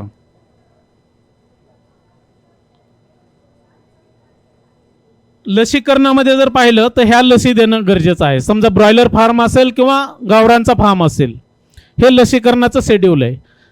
पहिली लस ही हॅचरीमध्ये दिली जाते. 6व्या ते 7व्या दिवशी राणीखेत रोगाची लस दिली जाते, डोळ्यातून 1 थेंब दिला जातो. 12 ते 14व्या दिवशी गंभीर रोगाची लस दिली जाते डोळ्यातून. नंतर 18 ते 21व्या दिवशी लासोटाची लस म्हणजे राणीखेत डिसीजची लस ही परत पाण्यातून दिली जाते. आणि 21व्या दिवशी गंभीरची लस दिली जाते आणि 28व्या दिवशी परत मानमोडी रोगाची लस ही परत दिली जाते. आणि जर तुम्हाला गावरान पक्षी पुढं कंटिन्यू ठेवायचे असतील तर फक्त लासोटाची म्हणजे मानमोडीची लस ही पाण्यातून तुम्हाला प्रत्येक महिन्याला द्यायची आहे. अशा पद्धतीनं आपण लसीकरण जर व्यवस्थित केलं तर आपले पक्षी नक्कीच वाचू शकतात. अशा पद्धतीने जर आपण चांगलं व्यवस्थापन केलं, सगळ्यात महत्त्वाचं म्हणजे आपल्या विदर्भामध्ये टेम्परेचर खूप असतं आणि कुक्कुटपालन जर करायचं असेल तर 18 ते 26 डिग्री 18 ते 26 डिग्री सेल्सिअस टेम्परेचर हे कोंबड्यांसाठी सगळ्यात चांगलं टेम्परेचर आहे. आपलं टेम्परेचर ज्यावेळेस 40-45 डिग्री सेल्सिअसवर जातं त्यावेळेस आपण स्प्रिंकलर्स, फॉगर्स अशा वेगवेगळ्या उपकरणांचा वापर करून आपण आपलं तापमान करू शकतो. त्याच्यामुळं कुक्कुटपालन व्यवसाय सुरू करताना आपण हे लक्षात घेणं गरजेचं आहे की आपण याच्यामध्ये किती रुपये इन्व्हेस्ट करायला लागलोत, आपल्याला कुठल्या प्रकारचं फार्मिंग करायचं आहे, कशा पद्धतीनं करायचं आहे, आपल्याला ॲटोमायझेशनकडे जायचं आहे का आपलं बजेट कमी आहे म्हणून आपण सुरुवात करायची. हे कुक्कुटपालन सुरू करण्याच्या अगोदर तुम्ही ठरवायचं आहे आणि त्यानंतर तुम्ही डिसिजन घ्यायचा आहे की मला कुठल्या फार्मिंगमध्ये जायचं आहे. मी तुम्हाला एवढंच सांगेल की कुक्कुटपालन व्यवसायामध्ये कुणीही लॉसमध्ये जात नाही. तुम्ही जर पाहिलं असेल तर प्रत्येकाची कॅपॅसिटी ही प्रत्येक वर्षी वाढत चाललेली आहे. त्याच्यामुळं हा तुम्हाला चांगला शेतीसाठी पूरक व्यवसाय आहे किंवा एक स्वतंत्र बिझनेस जर म्हणून केला तरी कुक्कुटपालन व्यवसाय हा सर्वांसाठीच चांगला आहे. त्याच्यामुळं मी तुम्हाला या माध्यमातून सर्वांना शुभेच्छा देतो. आपण या व्यवसायाकडे वळावं, चांगल्या पद्धतीनं करावा. तुम्हाला काही अडचणी आल्या तर नक्कीच आम्ही तुमच्या मदतीसाठी या ठिकाणी हजर आहोत. तरी सर्वांना मी या ठिकाणी शुभेच्छा देतो आणि आयोजकांनी मला या ठिकाणी जी बोलण्याची संधी दिली त्याबद्दल मी त्या सर्वांचे या ठिकाणी आभार मानतो.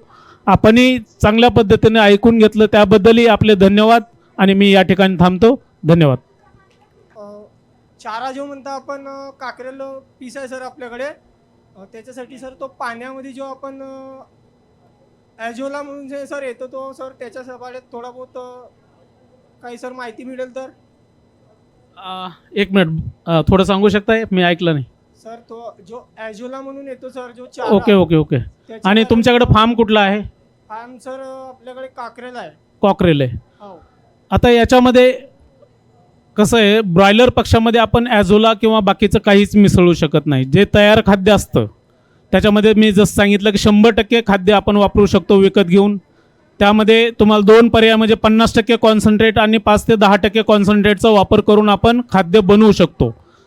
जर तुम्ही ब्रॉयलर पक्षाच्या खाद्यात दुसरं काही मिसळलं तर त्याचा एनर्जी प्रोटीन रेशो इम्बॅलन्स होतो आणि त्या खाद्याची क्वालिटी खालवली जाते. परंतु जर गावरान किंवा कॉकरेल पक्षी असतील तर आपण ॲझोलाचा वापर करू शकतो, पण ते फार्मिंग मोठं नसावं. 500-1000पर्यंत आपण त्या पक्ष्यांना ॲझोला देऊ शकतो, कारण ॲझोलामध्ये प्रोटीन असतं.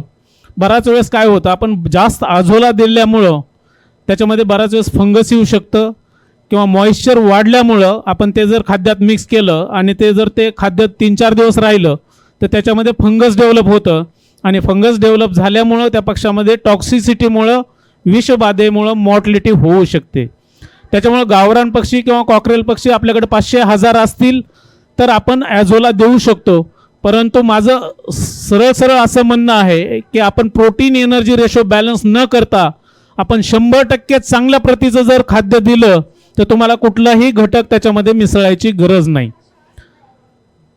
जर तुम्ही अर्धबंदिस्त पद्धतीनं करत असाल तर तुम्ही ॲझोला दिल्याला चांगलं आहे, परंतु खाद्याची कॉस्ट त्यानं कमी जास्त होणार नाही तेवढी, कारण बॅलन्स फीड हे नेहमीच चांगलं असतं. एनर्जी प्रोटीन रेशो बॅलन्स केलेला असतो, सगळे विटॅमिन्स बॅलन्स केलेले असतात, सगळे मिनरल्स बॅलन्स केलेले असतात.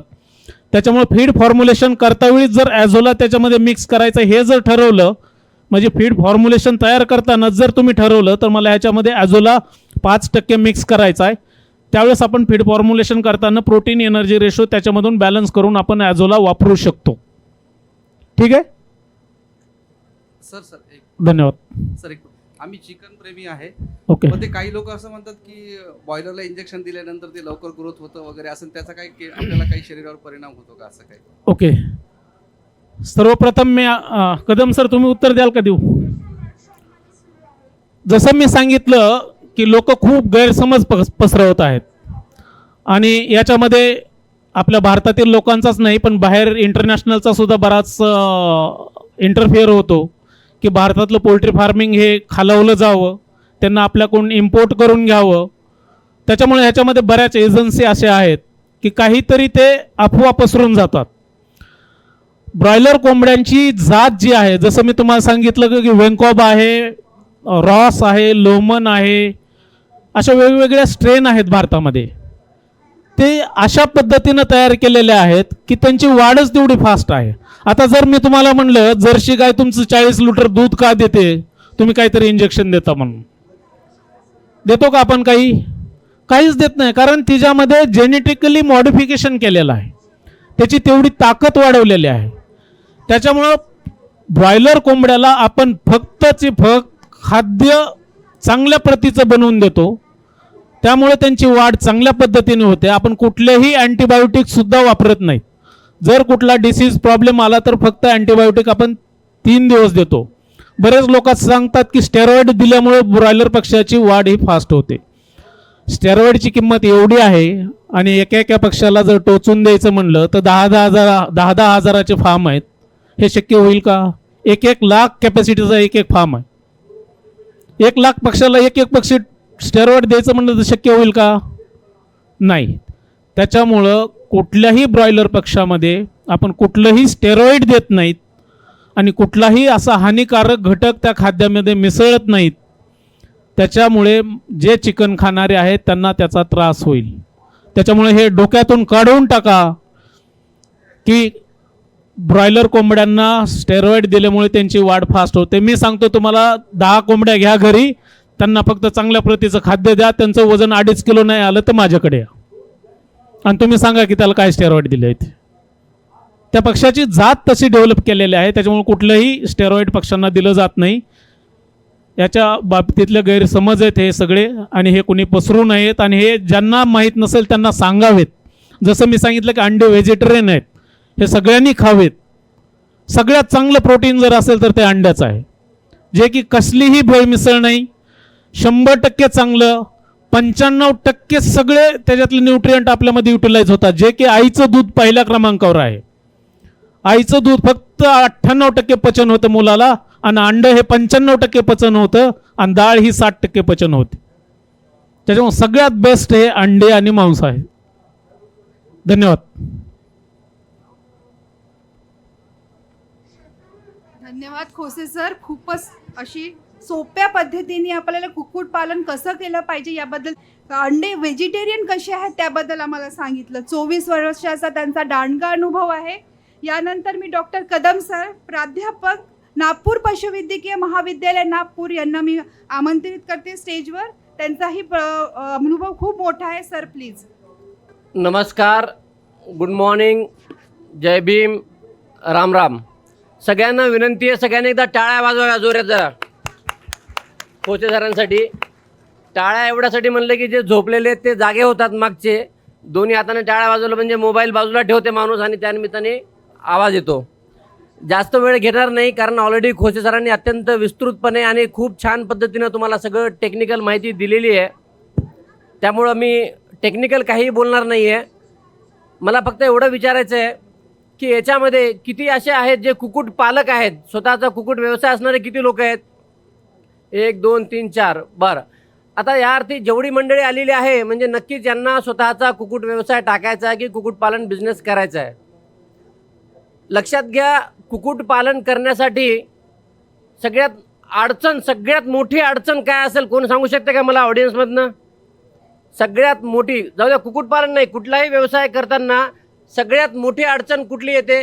एखादी अडचण सांगू शकते कोणी? सॉरी, पैसा है तो तू कैसा है, बरोबर. त्यामुळे सगळ्यात मोठी अडचण काय आहे? ती पैशाची. एक व्हेरी गुड. अजून दुसरी कुठली? हात वर करा. हे बघा, हे बरोबर उत्तर द्यायला. आणि दुसरं महत्त्वाचं ते म्हणजे मार्केट. तर लक्षात घ्या, सगळ्यात महत्त्वाचं आहे पहिल्यांदा लागणारं भांडवल म्हणजे पैसा, बरोबर आहे. आणि सगळ्यात नंतर पक्षी टाकल्यानंतर सगळ्यात मोठी अडचण पुढची ती म्हणजे आहे मार्केट. लक्षात घ्या, भांडवलासाठी कदाचित तुम्हाला तुमचे पाहुणे रावळे मित्र, गव्हर्नमेंट, सरकार, लोन, बँक कुठून तरी पैसे थोडे बहुत मिळतील, पण मार्केटसाठी येईल का सरकार? मार्केटिंगसाठी सरकार येत नाही, मित्र येत नाही, पाहुणे येत नाही. कोंबडी कोणाला विकावं लागेल? तुम्हालाच विकावं लागेल. त्यामुळं ह्या व्यवसायामध्ये ह्या 2 बाबी महत्त्वाच्या आहेत. एक म्हणजे मार्केटिंग आणि दुसरं म्हणजे बिझनेस. आता बिझनेसबद्दल मी सांगत नाही, कारण बिझनेसबद्दल खोसे सरांनी सांगितले तुम्हाला बऱ्यापैकी डिटेल. ब्रॉयलर फार्मिंग आहे, अत्यंत चांगला व्यवसाय आहे. भारतामध्ये सगळ्यात मोठ्या प्रमाणामध्ये केला जाणारा व्यवसाय कुठला असेल तर तो म्हणजे ब्रॉयलर फार्मिंगचा आहे. या ब्रॉयलर फार्मिंगमध्ये सुद्धा 2 प्रकार सांगितले सरांनी. एक कॉन्ट्रॅक्ट फार्मिंग, दुसरं ओपन फार्मिंग. कॉन्ट्रॅक्ट फार्मिंग म्हणजे काय? थोडक्यात लग्न करणे. म्हणजेच काय? लग्न नाही तर कुठल्या तरी कंपनीसोबत कॉन्ट्रॅक्ट करणे. इंटिग्रेशन फार्मिंग म्हणजे कुठल्या तरी कंपनीसोबत टायअप करणे आणि त्या कंपनीसोबत तुम्ही तुमचा व्यवसाय पुढं चालवणे. कंपनी तुम्हाला त्या पिल्लं, खाद्य, मार्केटिंग सगळं बघून घेते. तुम्ही फक्त पक्षी मोठे करायचे. मोठे केल्यानंतर कंपनी तुम्हाला पैसे देते. त्याला आपण म्हणतो कॉन्ट्रॅक्ट फार्मिंग इंटिग्रेशन. हे सगळ्यात मोठ्या प्रमाणामध्ये प्रचलित पद्धत. दुसरी ब्रॉयलर फार्मिंगमध्ये म्हणजे ओपन फार्मिंग, जे सरांनी सांगितलं, 100 कोंबड्या, 500 कोंबड्या, 1000 कोंबड्या, 1500 कोंबड्या, कितीही टाका, तुम्हीच मालक, तुम्हीच विका, तुमचाच फायदा, तुमचंच नुकसान. हे झालं ब्रॉयलर फार्मिंगमध्ये. दुसरे, आता एकाने हात वर करून प्रश्न विचारला, कॉकरेल फार्मिंग आहे, लेअर फार्मिंग, असे बरेचसे व्यवसाय तुम्ही करू शकता यामध्ये. दुसरी बाजू म्हणजे ज्याच्यावर माझा खास भर असतो तो म्हणजे मार्केटिंग. याच्यामध्ये बरीचशी तरुण मंडळी दिसते. मला म्हणायचं आहे की जर आपल्याला शर्ट घालायचा असेल तर आपण काय कापसाची शेती करत नाही, बरोबर आहे. बाजारात जातो आणि शर्ट विकत घेतो. तसंच कोंबडी पालनाचा व्यवसाय करत असेल म्हणजे कोंबडी पाळलीच पाहिजे असे गरजेचं नाही. तुम्ही मार्केटिंगमध्ये जाऊ शकता. असलेल्या कोंबड्या तुम्ही विकायचं काम करू शकता, म्हणजे मार्केटिंग करू शकता. तर आज झोमॅटो आहे, आज स्विगी आहे, अशा बऱ्याचशा कंपन्या तुम्ही बघितलं असेल तर तुम्ही मार्केटिंगमध्ये येऊ शकता. कालच तर कोणी ॲग्रोविजन वाचलं असेल, ॲग्रो1, त्यामध्ये बघा एक कडकनाथवाल्याचं फार मोठं आर्टिकल आलेलं आहे लिहून. तर तो काही कोंबड्या जास्त पाळत नाही, तो मार्केटिंग करतो. सलमान खान, आमिर खान, अजय देवगन यांच्याकडे तो ब्रँड विकतो. म्हणजेच काय की मार्केटिंग. तर तुम्ही सुद्धा या व्यवसायामध्ये येऊन कोंबड्या न पाळता अवेलेबल कोंबड्यांचं मार्केटिंग करून सुद्धा पैसे कमवू शकता. तर तुम्हाला ठरवायचं आहे की प्रोडक्शनमध्ये यायचं आहे का मार्केटिंगमध्ये यायचं आहे. आता इथं बरेचसे शेतकरी आहेत, त्यांना अनुभव आहे, वेळेचा अभाव आहे म्हणून मी जास्त बोलत नाही आहे. परंतु या ठिकाणीच माझे काही विद्यार्थी आहेत, माझे काही पाहुणे आहेत की ज्यांनी स्वतःचा व्यवसाय केला आहे. मी त्यातले एक पाहुणे आहेत माझे विकास कवळे, हात वर करा आणि त्यांनी पुढे यावे अशी मी विनंती करतो त्यांना. हे आमचे जे एक विद्यार्थी आहेत, आम्ही प्रशिक्षण घेत असतो आणि प्रशिक्षणामध्ये माईक द्याल का त्यांना प्लीज, माईक कोणीतरी माईक द्या. हे विकास कवळे हे तुमच्यापैकीच बसलेले एक शेतकरी आहेत आणि आज मूळ गाव त्यांचं शिंदी आहे, नांदेड जिल्ह्यामध्ये. माझे एकदम जवळचे, माझ्या मामाचा मुलगा आहे, एकदम जवळचा पाहुणा आहे. मी त्यांना मुद्दामून जवळ एवढ्यासाठी बोलवलं कारण यांनीसुद्धा काही वर्षापूर्वी आमच्याकडं प्रशिक्षण घेतलं होतं आणि प्रशिक्षण घेऊन आज ते त्यांचा स्वतःचा व्यवसाय करत आहेत कुक्कुटपालनाचा आणि त्यातल्या त्यात ब्रॉयलर फार्मिंगचा. मी फक्त विकास कवळेंना एवढं 2-3 प्रश्न विचारतो, त्यांनी तेवढे उत्तरं द्यावे. विकास, तुम्ही वर्षातनं किती बॅचेस ब्रॉयलरच्या बाहेर काढता? आमच्याकडे नमस्कार, मी विकास कवळे. आमच्याकडे आहे 2 फॉर्म. एक आहे 1,500 कॅपॅसिटीचा, एक आहे 1000 कॅपॅसिटीचा. आम्ही वर्षातून एका शेडमध्ये जवळपास 5 ते 6 बॅच काढतो. असं मिळून 2 शेडमध्ये पकडलं तरी आमच्या 10 ते 12 बॅच निघत असतात. बघा, एका वर्षात साधारण 2,500च्या 1,500 ते 2,500च्या आसपास त्यांच्या 10 बॅचेस एका वर्षामध्ये ते बाहेर काढतात. मी जास्त मध्ये जात नाही आहे. पिल्लाची किंमत, खाद्याची किंमत याच्यावर भरपूर चर्चा करता येईल आपल्याला. आता पुढचा प्रश्न मला विकासला आहे की तुम्हाला एका बॅचमध्ये साधारण नेट प्रॉफिट म्हणजे त्याला आपण म्हणतो ना की नफा, निव्वळ नफा अंदाजे कमीत कमी जास्तीत जास्त नाही, कमीत कमी नफा किती होतो ब्रॉयलर फार्मिंगमध्ये आज? सध्याच्या घडीला तर विक्रीचा रेट चांगला आहे. जरी आपण सरासरी पकडला 1000 पक्षामागे आपल्याला कमीत कमी 60 ते 70 हजार ॲव्हरेज पाठीमागं पडत असतात. आजच्या घडीला 1000 पक्ष्यांचा ब्रॉयलरचा त्यांचा फार्म आहे, घरगुती फार्म आहे, शेती करतात ते. आणि 1000 पक्षामागे त्यांनी 60 सांगितलं. मी म्हणलं चला अजून कमी समजा 40 जरी हजार पकडले तुम्ही सरासरी एका बॅच मागे, बरोबर आहे, एका बॅच मागे 40,000 त्यांचं आजच्या घडीला प्रॉफिट आहे. अशा वर्षातनं किती बॅचेस घेता तुम्ही? असं वर्षातून 12 बॅच. बघा, 10 बॅचेस जरी पकडल्या तर किती झाले? जवळपास 10 बॅचेस, एका बॅचचे 40,000 किती झाले? आज मला असं कोणतं उत्पन्न आहे तुमचं? बरं, किती जागा लागते तुम्हाला ते ब्रॉयलर फार्मिंग करण्यासाठी? साधारण 1200 स्क्वेअर फूट. 1200 स्क्वेअर फीटमध्ये आजच्या घडीला ते वर्षाला साधारण 4 लाख रुपये निव्वळ नफा काढत आहेत. हे तुम्हाला मी जादीवंत म्हणजे समोरासमोर घोडा मैदान ज्याला आपण म्हणतो तसं तुम्हाला मी उदाहरण दिलेलं आहे. आणि आज सक्सेसफुली ते ब्रॉयलर फार्मिंग करत आहेत. बरं, दुसरा महत्त्वाचा प्रश्न विचारतो. तुमचं पाहून आज गावामध्ये किती लोकांनी असा व्यवसाय सुरू केलेला आहे? आत्ताच्या घडीला 4 जण चालू आहेत. आमच्या सोबत 4 जणांचा फॉर्म चालू आहे. बघा, आज विकासचा हात धरून म्हणजे ज्याला आपण म्हणतो ना विकास, बरोबर आहे, विकास म्हणजे नुसता स्वतःचा विकास नाही तर गावचा सुद्धा विकास. आणि विकासचा हात धरून इतर लोक सुद्धा आज गावामध्ये विकास करत आहेत. आणि साधारण 4 ते 5 फार्म त्या गावामध्ये सुरू झालेले आहेत. म्हणजे नुसतं एकच नाही तर गावाचं भलं होत आहे आजच्या कंडिशनला. लक्षात आलं का तुमच्या? तर ज्या कोणाला या व्यवसायामध्ये इच्छा असेल तर बरं. दुसरा तुम्हाला सांगा, आणखीन एक प्रश्न विचारतो की आता तुम्ही जे काही करत आहात कुक्कुटपालन, तर याच्यामध्ये आत्तापर्यंत तुम्ही सॅटिस्फाईड आहात, खुश आहात का नाखुश आहात? आम्ही खूप खुश आहोत. हे सर्व आशीर्वाद तुमचाच आहे. तुमच्यापासूनच आम्ही हे घेऊन मार्गदर्शन घेऊन आम्ही पोल्ट्री फार्म चालू केले आहे. त्यामुळे आम्हाला खूप खुश आहोत आम्ही याच्यामध्ये. म्हणजेच काय, धन्यवाद विकास, थँक्यू व्हेरी मच. तुम्ही जागा घेऊ शकता, तुम्ही बसा निवांत.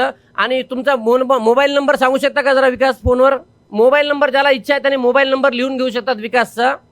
99 75 66 73 83. विकास कवळे फ्रॉम नांदेड.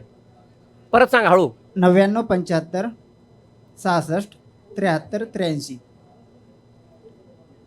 धन्यवाद विकास. Thank you sir. ज्याला आपण यशोगाथा म्हणतो तर ही यशोगाथा आहे, तुमच्या समोर मी उभं केलेली आहे. लकीली ते आज आले होते, मी त्यांना मुद्दामून बोललं होतं. तर सांगायचं तात्पर्य तुमच्यासमोर एवढंच आहे की अत्यंत चांगला व्यवसाय आहे. फक्त तुम्ही कसं करता, कसा त्या व्यवसायामध्ये उडी घेता, टेक्निकल नॉलेज घेऊन का न घेऊन, हे सगळ्यात महत्त्वाचं आहे.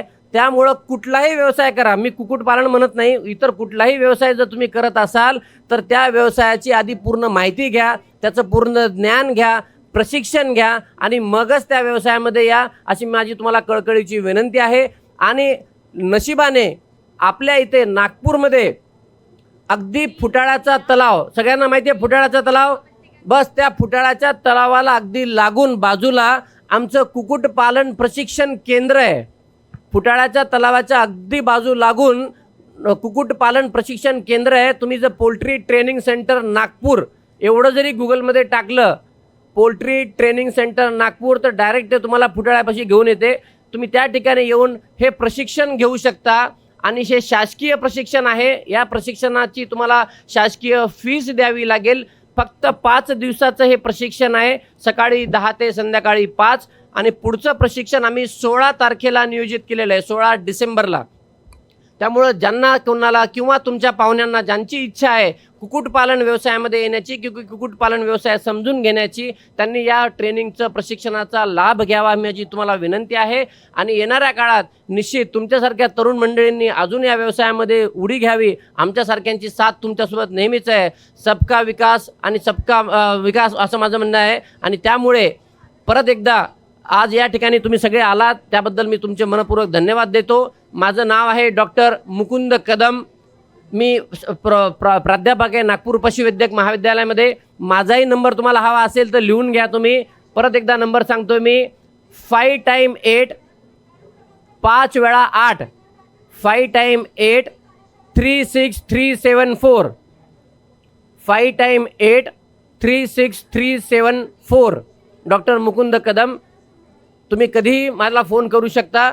आणि आयोजकांनी मला आज इथे बोलवलं आहे आणि मला ही संधी दिली तुमच्यासोबत बोलण्यासंबंधी, त्याबद्दल मी तुमचा पुनश्च एकदा आभारी आहे. आणि अपेक्षा करतो की येणाऱ्या काळामध्ये विदर्भामध्ये जसं दुग्ध उत्पादन आहे तसंच कुक्कुटपालनासुद्धा भरपूर वाव आहे. आणि मला वाटतं की नक्कीच आपला विदर्भ हा जे आपला मागासल्या म्हणतो किंवा आपल्याकडे शेतकऱ्यांच्या ज्या आत्महत्या आहेत ह्या थांबवण्यासाठी कोंबडी पालनामधनं नक्कीच मला वाटतं याचा फायदा होईल. धन्यवाद.